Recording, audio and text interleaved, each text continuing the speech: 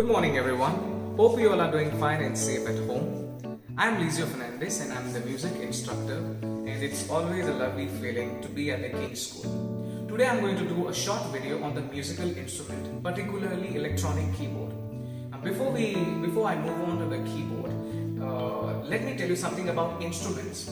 Musical instruments are classified into different categories or various categories, such as wind instrument, we have percussion instruments, we have string instruments, we have brass instrument, and also we have electronic instruments.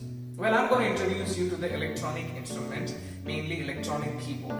Now, also in electronic keyboard, there are different types of keyboards. Like we have a beginner keyboard, we have a personal arranger, or we can call it professional arranger. We've got digital workstation, we have got synthesizers, we have got organ and digital hybrid or digital pianos, and etc.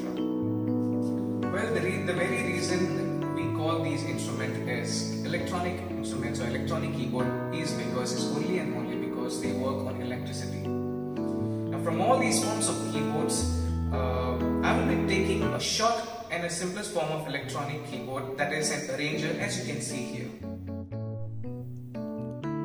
Well, towards the right, we can see this switch, this button. It is a power button. We can put it with this button. We can put the keyboard on and off. As you can see, this particular model of keyboard is Korg PS600. Let's just have a quick glance through it.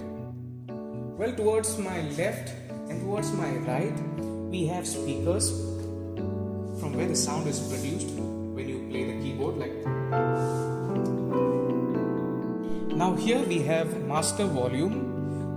This knob controls the level of sound or the level of volume. You can adjust it how loud you want by just turning it up, or you can adjust it by lowering it down depending upon how soft you want to play the keyboard.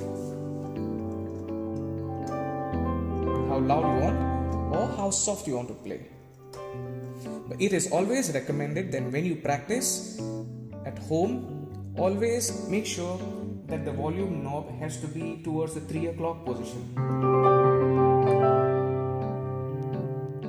Well, the next we have something called as a balance slider.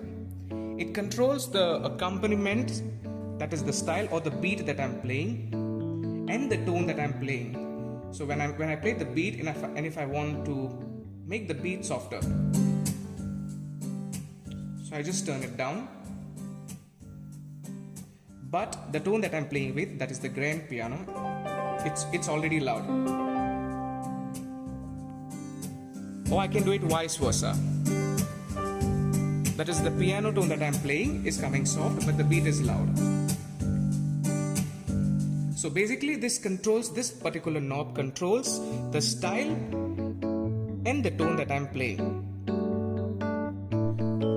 Alright, moving on to the next. We have over here, this is called the keyboard display, or we can call it a screen, from where you can select the style, or you can select the tone or the voice that you're putting for a song or you want to play with. For this particular keyboard, the screen comes as a touch screen, so that you touch it and then you select what style you want, or you select what voice you want to put. It can be a piano, it can be probably guitar, so you can actually play the guitar on the keyboard.